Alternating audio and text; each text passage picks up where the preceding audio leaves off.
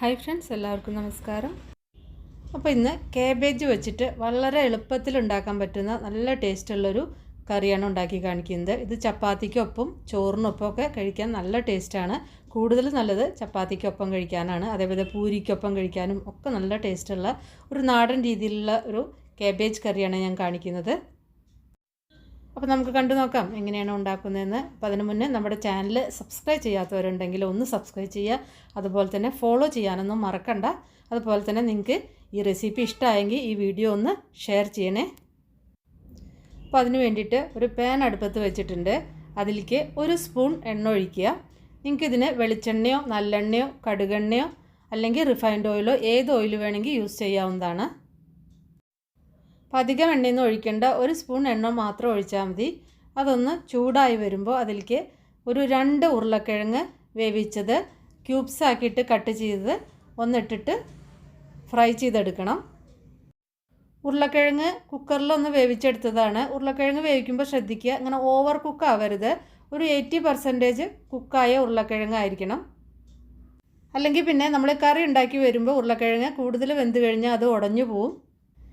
ഇത് വേവിച്ച ഉരുളക്കിഴങ്ങ് ആവുക കാരണം ഫ്ലെയിം ഒന്ന് കൂട്ടി വെച്ചിട്ട് ഫ്രൈ ചെയ്തെടുത്താൽ മതി. ഒരു ലൈറ്റ് ഗോൾഡൻ ബ്രൗൺ ആവുമ്പോൾ ഇത് വറുത്ത് കോരി എടുക്കുക. ഇത് നിങ്ങൾക്ക് ഉരുളക്കിഴങ്ങ് ചേർക്കാതെ ഉണ്ടാക്കാം. അതുപോലെ തന്നെ ഉരുളക്കിഴങ്ങ് വറക്കാതെ നേരിട്ടിട്ട് കാബേജിൻ്റെ കൂടെ ചേർത്തിട്ട് അങ്ങനെ ഉണ്ടാക്കാവുന്നതാണ് കേട്ടോ. അപ്പോൾ ബാക്കിയുള്ള എണ്ണയിൽ കൂടെ ഒരു 4-5 ടേബിൾ സ്പൂൺ എണ്ണ കൂടി ഒഴിച്ചിട്ട് ഒന്ന് ചൂടാക്കുക. എണ്ണ നിങ്ങൾക്ക് എത്രയാണ് വേണ്ടതെങ്കിൽ അതിനനുസരിച്ച് എണ്ണ ചേർക്കുക. എണ്ണ നന്നായിട്ട് ചൂടായി വരുമ്പോൾ ഇതിലേക്ക് 1 ടീസ്പൂൺ കടുക് ചേർക്കുക. കടുക് ഒന്ന് പൊട്ടി വരുമ്പോൾ അതിൻ്റെ കൂടെ ഒരു 1/2 ടീസ്പൂൺ ചെറിയ ജീരകം കൂടിയും ചേർക്കുക കേട്ടോ. 1/2 ടീസ്പൂൺ ചെറിയ ജീരകമാണ് ചേർക്കുന്നുള്ളൂ. ഇതിൻ്റെ ടേസ്റ്റ് വേറെ അറിയൊന്നുമില്ല. ചെറിയ ജീരകം ചേർക്കുമ്പോൾ നല്ലൊരു ഫ്ലേവറാണ്. നിങ്ങൾക്ക് ഇനി കുറയ്ക്കണമെങ്കിൽ ഒരു 1/4 ടീസ്പൂണും മാത്രം വെച്ചിട്ടും ഇത് ചേർക്കാവുന്നതാണ്. ഇത് രണ്ടും ഇനി ഒന്ന് പൊട്ടി വരണം. കടുകും ജീരകമൊക്കെ ഒന്ന് പൊട്ടി വരുമ്പോൾ അതിലേക്ക് ഒരു 4-5 വെളുത്തുള്ളി ചെറുതായി അരിഞ്ഞതും പിന്നെ 1 ഇഞ്ച് വലുപ്പത്തിലുള്ള ഇഞ്ചി ചെറുതായി അരിഞ്ഞതും ചേർത്തിട്ട് ഒന്ന് വഴറ്റുക. പിന്നെ ഇതിലേക്ക് ചേർക്കുന്നത് ഒരു നുള്ള് കായത്തിൻ്റെ പൊടിയാണ്. കായത്തിൻ്റെ പൊടി ചേർക്കുമ്പോൾ അതിന് പ്രത്യേക ഒരു ടേസ്റ്റ് കിട്ടും. നിങ്ങൾക്ക് ഇഷ്ടമില്ലെങ്കിൽ കായത്തിൻ്റെ പൊടി ഒഴിവാക്കാവുന്നതാണ്. പക്ഷേ നമുക്കിതിന് കായം ചേർത്തൊന്നും അറിയില്ല. പക്ഷേ കറിയുടെ ആ ടേസ്റ്റ് ഫ്ലേവർ കുറച്ച് കൂടി കിട്ടും. അതാണ് അതിൻ്റെ പ്രത്യേകത. കായം കരിഞ്ഞു പോവാതിരിക്കാൻ ശ്രദ്ധിക്കണം. ഫ്ലെയിം ഒന്ന് കുറച്ച് വെച്ചതിൻ്റെ ശേഷം മാത്രമേ കായം ചേർക്കാവൂ. ഇനി ഇതിലേക്ക് ഒരു 2 സവാള നീളത്തിൽ അരിഞ്ഞതും പിന്നെ 2-3 പച്ചമുളക് ചെറുതായി അരിഞ്ഞതും കൂടി ചേർത്തിട്ട് ഒന്ന് വഴറ്റണം. ഇപ്പോൾ സവാള നന്നായിട്ട് വഴന്നു വന്നിട്ടുണ്ട്. ഒരു ലൈറ്റ് ഗോൾഡൻ ബ്രൗൺ ആയാൽ മതി, അതിൽ കൂടുതലാക്കണ്ട. ഇനി ഇതിലേക്കുള്ള പൊടികൾ ചേർക്കാം. ഒരു 1.5 ടീസ്പൂൺ മല്ലിപ്പൊടിയാണ് ചേർത്തിരിക്കുന്നത്. പിന്നെ ഒരു 1.5 ടീസ്പൂൺ കാശ്മീരി മുളക് പൊടിയാണ് ഞാൻ ചേർത്തിരിക്കുന്നത്. ഇത് അധികം എരിവില്ലാത്തതാണ്. അപ്പോൾ നിങ്ങൾ എരിവുള്ള മുളക് പൊടിയാണ് ചേർക്കുന്നതെങ്കിൽ 1 ടീസ്പൂണൊക്കെ ചേർത്താൽ മതിയാവും കേട്ടോ. ഇനി ഇതിലേക്ക് ഒരു 1/2 ടീസ്പൂൺ മഞ്ഞൾപ്പൊടിയാണ് ചേർത്തിരിക്കുന്നത്.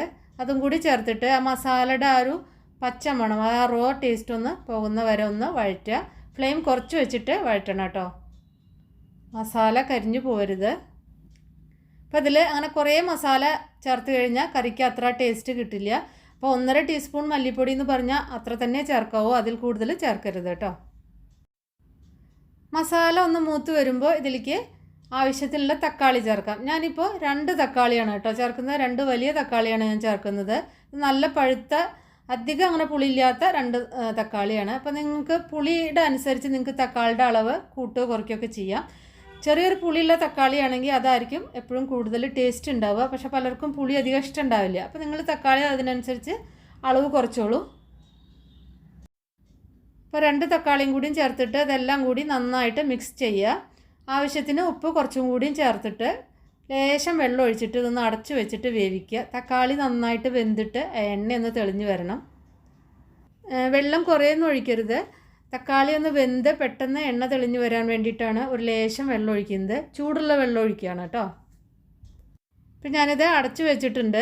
ഇത് ഇടയ്ക്കൊന്ന് ഇളക്കി കൊടുക്കാൻ മറക്കരുത്. ഫ്ലെയിം ഒന്ന് കുറച്ച് വെച്ചിട്ട് വേണം ചെയ്യാൻ. ഇപ്പോൾ ഇതാ തക്കാളിയൊക്കെ വെന്ത് നന്നായിട്ട് എണ്ണ തെളിഞ്ഞ് വന്നിട്ടുണ്ട്. ഇനി ഇതിലേക്ക് ചേർക്കുന്നത് കുറച്ച് ഫ്രോസൺ ഗ്രീൻ പീസാണ്. അര കപ്പാണ് ചേർക്കേണ്ടത്. ഇപ്പം എൻ്റെ കയ്യിൽ കഴിഞ്ഞ കാരണം ഞാൻ ഇപ്പോൾ ഒരു പിടിയേ ചേർക്കുന്നുള്ളൂ കേട്ടോ.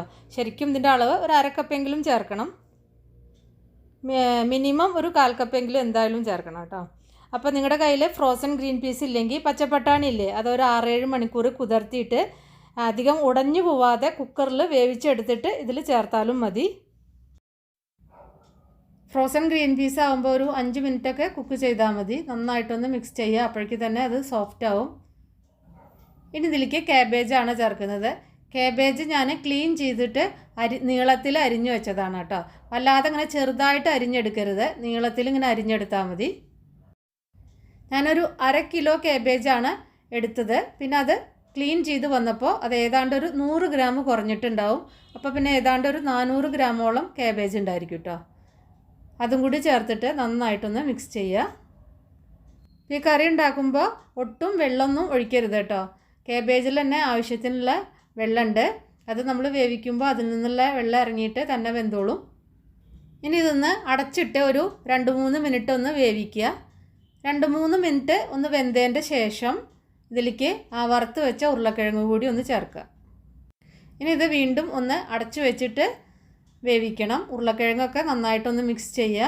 ഇപ്പോൾ കണ്ടില്ലേ, കാബേജിൽ നിന്നുള്ള വെള്ളം തന്നെ ഇറങ്ങി വന്നിട്ട് എല്ലാം കൂടി നന്നായിട്ട് മിക്സായിട്ട് അത് വെന്തോളും.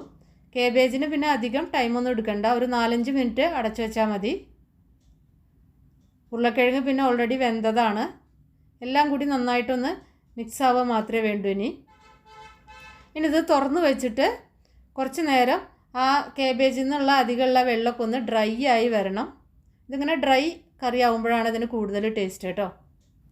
ഇതിലേക്ക് ഇനി ആവശ്യത്തിനുള്ള ഗരം മസാല ചേർക്കുക. ഗരം മസാല ചേർത്തിട്ട് 1 മിനിറ്റ് ഒന്ന് കുക്ക് ചെയ്താൽ മതി. പിന്നെ ആവശ്യത്തിനുള്ള മല്ലിയിലയും കൂടിയും ചേർക്കുക. അപ്പോൾ അതിലത്തെ വെള്ളമൊക്കെ നന്നായിട്ട് വറ്റിയിരിക്കുന്നു കേട്ടോ. അപ്പോൾ ആ സൈഡ് കൂടെ അങ്ങനെ കുറേശ്ശെ എണ്ണ തെളിഞ്ഞു വരും. അവസാനം ഞാൻ ഇതിലേക്ക് 1 ടേബിൾ സ്പൂൺ നെയ്യാണ് ചേർക്കുന്നത്. നെയ്യ് ചേർത്ത് കഴിഞ്ഞാൽ നല്ല ടേസ്റ്റും ഉണ്ടായിരിക്കും, പിന്നെ ആരോഗ്യത്തിനും വളരെ നല്ലതാണ്. അപ്പോൾ നെയ്യ് ഇഷ്ടമില്ലാത്തവർ ചേർക്കണ്ട കേട്ടോ. ഇനി എല്ലാം കൂടി നന്നായിട്ട് മിക്സ് ചെയ്യുക. അപ്പോൾ കണ്ടില്ലേ, അധികം ആ കൂടുതലുള്ള വെള്ളമൊക്കെ വറ്റിയിരിക്കുന്നു. തുറന്ന് വെച്ചിട്ട് ഒന്ന് വറ്റിച്ചെടുത്താൽ മതി. അപ്പോൾ വല്ലാതെ ഇങ്ങനെ വെന്ത് കുഴഞ്ഞു പോകണ്ട കാബേജ്. അപ്പോൾ ഇതാ കറിയൊക്കെ റെഡിയായി. അപ്പോൾ ഞാൻ ഫ്ലെയിം ഓഫ് ചെയ്തു. അപ്പോൾ നിങ്ങളെല്ലാവരും ഉണ്ടാക്കി നോക്കുക. ഉണ്ടാക്കി നോക്കിയിട്ട് നിങ്ങളുടെ ഫീഡ്ബാക്കൊക്കെ എന്തായാലും അറിയിക്കണം കേട്ടോ. ഇഷ്ടപ്പെട്ടാൽ ലൈക്ക് ചെയ്യാനും ഷെയർ ചെയ്യാനും ഫോളോ ചെയ്യാനും കമൻറ്റ് ചെയ്യാനൊന്നും മറക്കണ്ട. അപ്പോൾ ഇനി നമുക്ക് വേറെ ഈസി റെസിപ്പി വീണ്ടും കാണാം. Thank you.